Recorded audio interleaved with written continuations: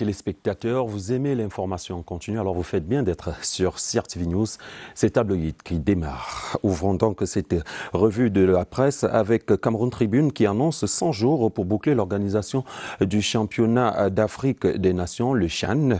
Et donc les états des préparatifs sont plutôt rassurants selon le quotidien à capitaux publics. Les infrastructures sportives sont quasi fonctionnelles. Les établissements hôteliers sont à jour. Et quant aux Lions indomptables à prime, ils sont désormais en stage. En tout cas, c'est ce qui a été donc confirmé par le Premier ministre chef du gouvernement hier lors de la tenue de la 26e session du Comité national d'organisation des championnats d'Afrique des Nations de football. Et donc, à 3 mois du coup d'envoi de la compétition prévue du 17 janvier au 7 février, il faut dire que tout va plutôt bien de ce côté-là. Des informations donc à lire en page 2 et 3 du quotidien à capitaux publics. Pourtant donc, Essing enlève l'équivoque de cette rassurance. Le journal déclare qu'ils endorment l'opinion publique donc au sujet du complexe sportif d'Olembe et donc les images identifiées à suffisance, les mises en cause selon ce journal hebdomadaire. L'hebdomadaire L'Élite, quant à lui, parle d'une rentrée scolaire avec confiance dans les régions du nord-ouest et du sud-ouest, à lire sur sa une donc, rentrée scolaire qui a suscité une inclusion sociale dans le Noun avec une pluie de dons pour l'école, à l'initiative bien évidemment du ministre Njoya Zakariaou, et c'était lors de la clôture des activités marquant l'opération spéciale vacances citoyennes sans Covid-19 placée sous son parrainage. Ketia Cortez courtise les privés. C'est la une d'Afrique Infrastructure consacrée à la promotion immobilière. L'hebdomadaire parle d'un gap de plus de 2 millions de logements sociaux entre l'offre et la demande au Cameroun. Situation que veut améliorer donc la ministre de l'Habitat et du Développement urbain donc qui appelle une forte mobilisation de tous les acteurs à investir dans ce secteur. C'est à lire en page 8 et 9. Pourtant, l'information contraste avec celle donnée par Repère qui lui parle d'un visage de l'incompétence en matière donc de logements sociaux et de gestion des voiries urbaines. C'est à lire en page 2 du journal. Joseph John Bouté réussira-t-il à écrire l'histoire? L'interrogation fait la une de la Nation d'Afrique qui évoque aussi les défis du Premier ministre dans la gestion des crises sociales dont est en proie donc le pays. Des détails à lire en page 3 de ce magazine.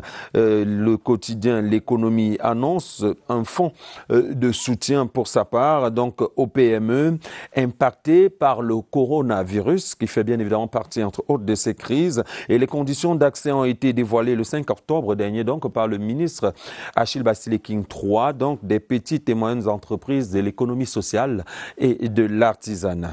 Plus de précisions donc dans cette édition du quotidien de l'économie. Et Éco Matin, quant à lui, donc dans sa une de ce jour, révèle donc les 213 milliards de recettes non fiscales du budget 2021 de l'État camerounais. On estime à plus de 153 milliards de francs CFA. La différence en hausse sur ce budget par rapport à l'année dernière. Une taxe sur les transferts d'argent et les prélèvements sur la publicité dans les stades, les gains des paris sportifs ou les droits de retransmission radio et télévisée des rencontres sportives et même encore des parkings dans les stades intègre donc l'assiette de ces impôts, et c'est bien entre autres donc pour pouvoir compenser ou alors assurer ces 213 milliards à collecter en 2021 en plus. Et toujours à propos de ces recettes fiscales, le quotidien Émergence parle plutôt de 12 milliards de détournements donc au seul premier semestre de l'année en cours, des affirmations bien évidemment qui doivent être contenues en page 5 de ce journal. Allez donc, et la situation semble être plus grave selon donc Diapason qui parle de 36,3 milliards de recettes non fiscales détournées en 15 mois seulement. Ces sources de recettes seraient devenues la vache à lait donc de certains fonctionnaires selon le journal. Un rapport d'audit mené par un cabinet d'expertise comptable met donc en lumière les versements non effectués en provenance donc de ces sources fiscales. C'est à lire en page 3 donc, du journal Diapason. Et dans le domaine du transport maritime, Khmer Presse parle des nouveaux tarifs au port autonome de Douala. Le directeur général Cyrus Ngor annonce ainsi une autre étape de la modernisation pour une meilleure compétitivité donc, de cette porte d'entrée économique camerounaise et pourquoi pas de la sous-région Afrique centrale. La grille tarifaire, mais surtout le contexte et les enjeux de ces décisions à lire en pages 5, 6 et 7 du journal Khmer Presse.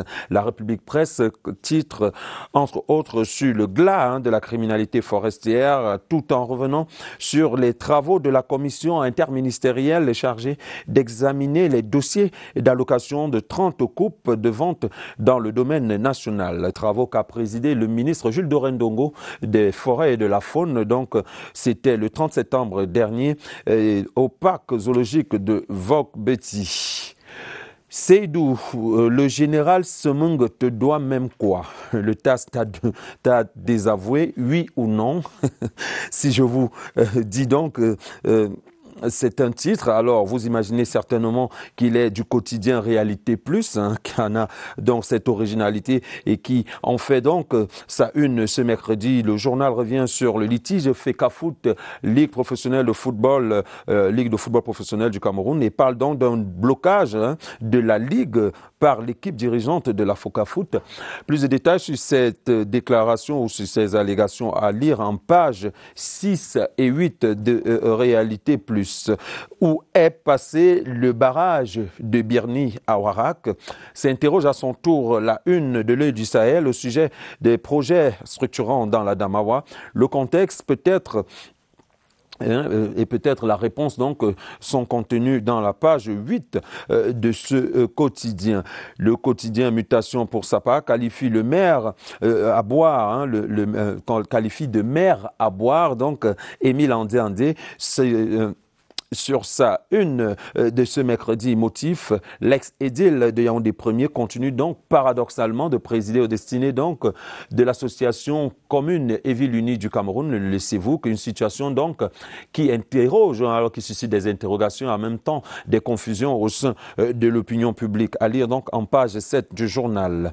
Le Messager pour sa part titre sur les non-dits d'une retraite sabbatique d'Alphonse Joseph Bibé, donc calé pour les régionales industrielles, dit être victime d'un complot oudi au sein du comité central du RDPC, d'où sa décision de se mettre en retrait de toutes les activités du parti. L'information est d'ailleurs confirmée dans le journal Le Soir, où on peut lire en une « Je ne serai plus actif au RDPC » pour citer Alphonse Joseph Bibé, donc membre du dit comité central du RDPC. Sortons de cette revue de presse avec ce RDPC pourtant portant et quasiment prêt, bien portant et quasiment prêt donc pour les élections régionales du 6 décembre prochain. Et c'est selon le journal L'Action qui annonce que le parti peaufine désormais ses stratégies de campagne tout en suivant de près la suite du processus électoral. Et bien évidemment, au lendemain de la constatation ou alors de la prise d'acte de la publication récemment faite donc par le Conseil électoral d'Elections Cameroun, et donc les listes qui ont été publiées le 2 octobre dernier et qui ouvraient bien évidemment la phase des requêtes en attendant le lancement le lancement de la campagne le 2 novembre prochain. Voilà donc qui vient mettre un terme à cette édition de revue de presse. C'était Tabloïd sur CRTV News. Merci de rester en compagnie de nos programmes sur la chaîne des meilleurs.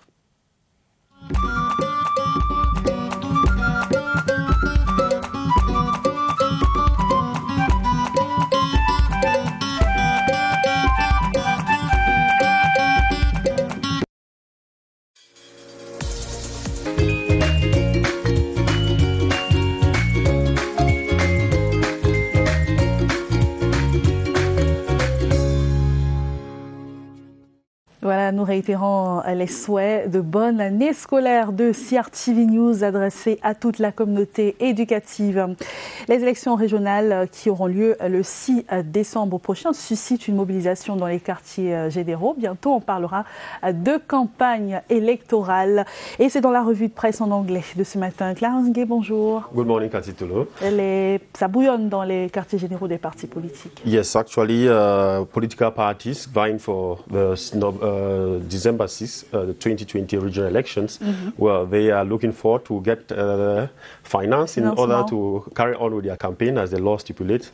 But traditional rulers will have to, work out things for themselves in order to, go through this electoral process. Voilà, plein d'autres actualités à suivre dans Tabloïd en anglais. C'est maintenant.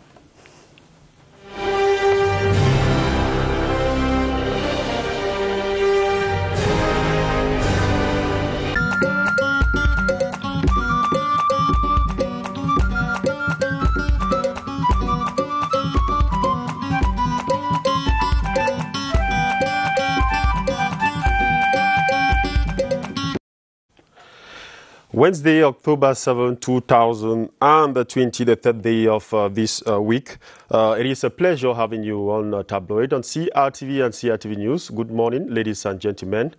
Let's open our press review this morning with the National Bilingual Daily Cameroon Tribune, which talks about the regional council election, time to mobilize campaign funds, participating political parties, traditional rulers, and the government are bracing up to finance the main part of the election, which is the campaign.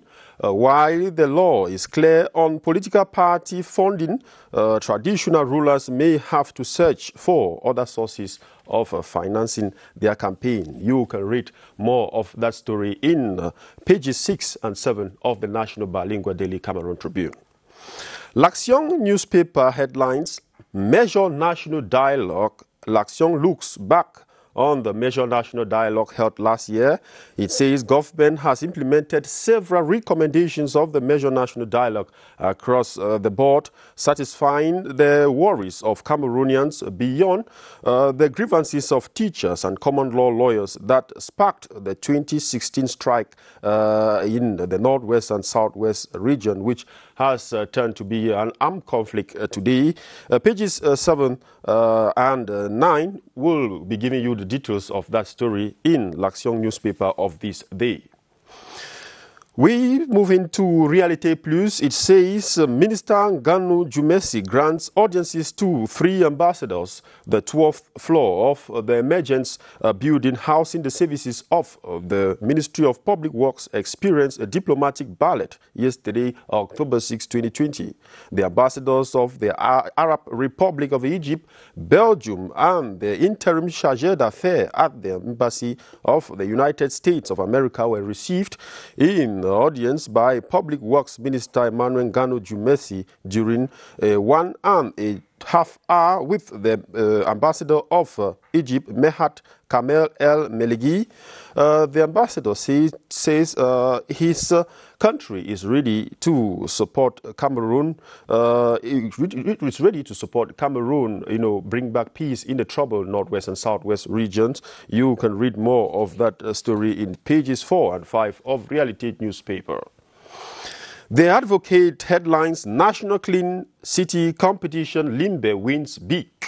That is the headline of the Advocate newspaper this day. The Limbe One Council in the southwest region has been awarded the prize for the cleanest city in Cameroon, worth 150 million francs CFA ahead of Douala 1 and Yaoundé 5 in the Littoral Center and the Center regions respectively. The 150 million CFA award was handed over to the city mayor of Limbe, Andrew Motanga Mojimba, Monday, October 5, 2020, in Douala, during a ceremony to commemorate the 34th edition of World Habitat Day, presided at by the Minister of Housing and Urban Development, Celestine Kecha-Kutes, under the theme, Housing for All, a Better Urban Future.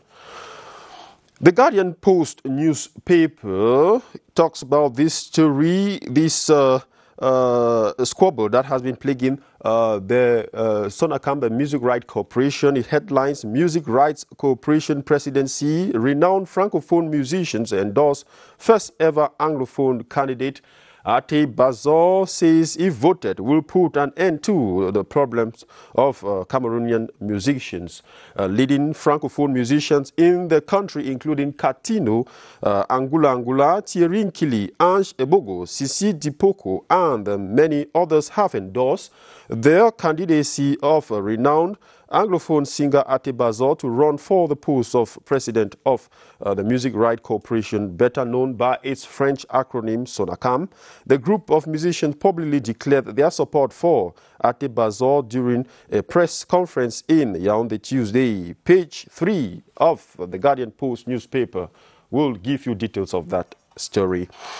We move into in-depth newspaper says some 11 million pupils and students have returned to school since the start of the 2020-2021 school year on Monday, October 5, 2020. But it is an unusual start to a school year given the multiple crises the country is going through. First is the coronavirus pandemic. As of September 26, 2020, 20,735 Cameroonians were already infected by the COVID-19. More than 400 have died.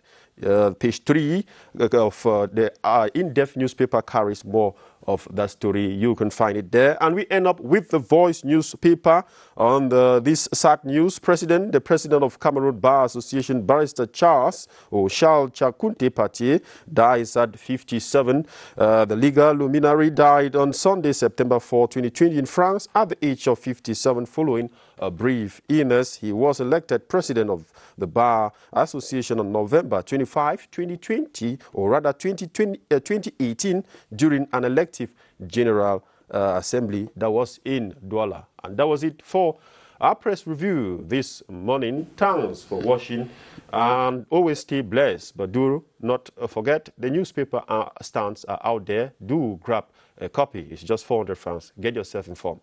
Thanks.